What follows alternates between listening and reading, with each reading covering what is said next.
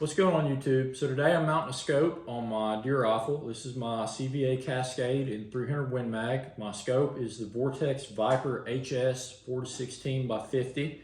I'll be mounting the scope on the rifle with these Talley lightweight rings. And I'll be using the Wheeler Engineering fat wrench and leveling system to mount the scope. I'm going to walk through step by step how I'm going to do it. The first thing I'm going to do is mount the Talley rings to the receiver. And I'm going to tighten the screws to 20 inch-pounds of torque.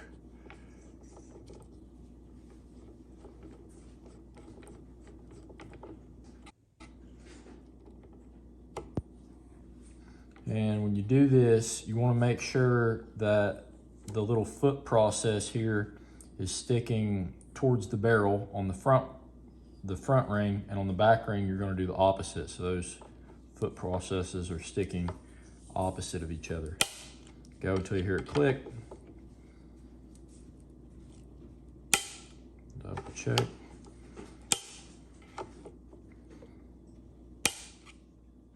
Okay.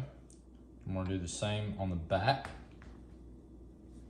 It's recommended to use a little bit of blue Loctite for the screws on the bases, but I chose not to do this just out of personal preference.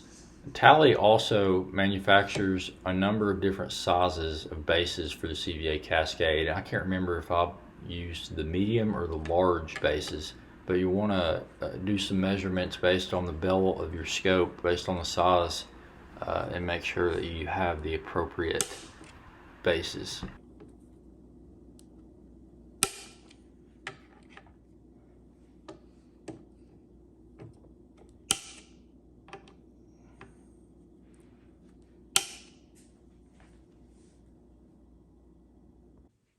After securing the bases to the receiver, you want to put your receiver level on the receiver and make sure that the rifle is level in the vise. I prefer to have the edge of the bubble touching one of the lines on the level rather than in the middle, where you would have dead space on each side of the bubble in between the lines. While being careful to keep your rifle level, you'll want to add the reference level to the barrel of the rifle and match it up with the level on the receiver.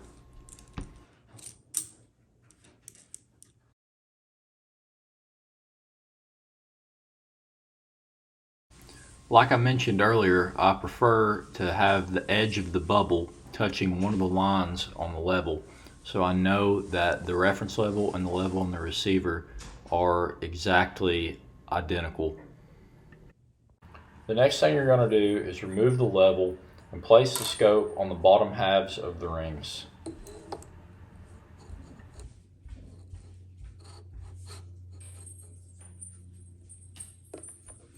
Loosely secure the top halves of the rings to the bottom halves to where there is a slight resistance to movement of the scope, but not enough resistance to where you can't move the scope at all. And when you do this, be mindful to keep the gap between the bottom half and the top half symmetrical on both sides, on both the front and the back rings.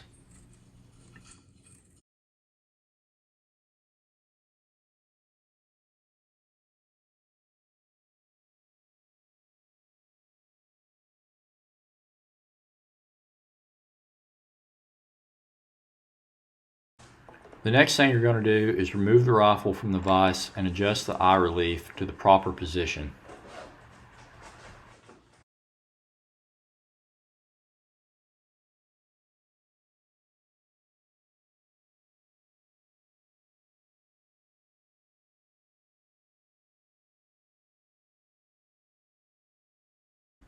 Secure your rifle back in the vise and level it to where the edge of the bubble is touching the line on the level like it was before you removed it from the vise.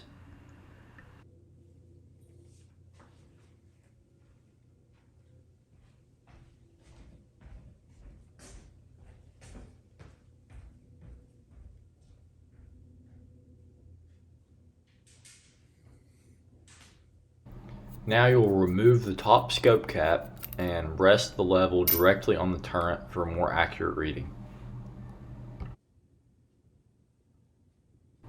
Try to make sure that the level on the turret is as close to perpendicular with the tube as possible. Now you can rotate your scope so that it's level, and the level on the turret matches the reference level on the barrel.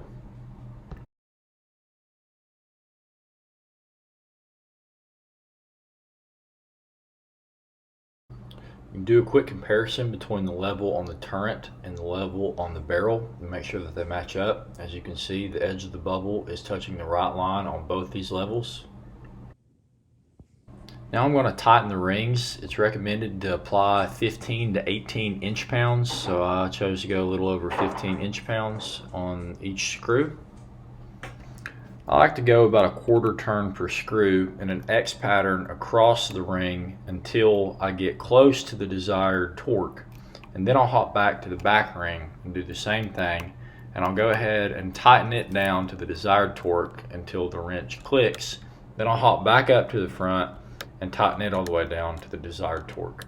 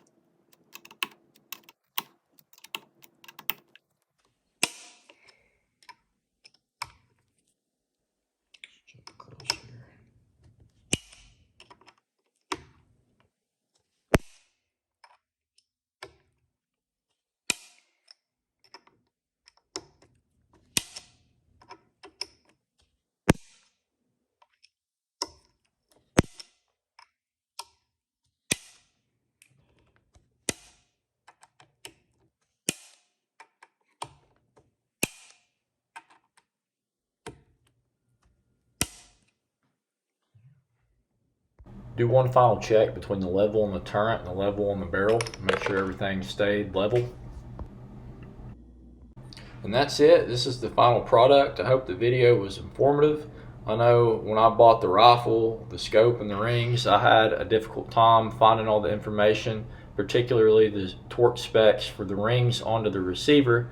So I hope that this puts everything all into one place, and if you buy this rifle, scope, and the Talley rings, that you can put everything together based off just watching this video alone. This coming Friday, we'll be taking this rifle out to the range and getting it sighted in, so stay tuned and check back in if you want to see how it performs.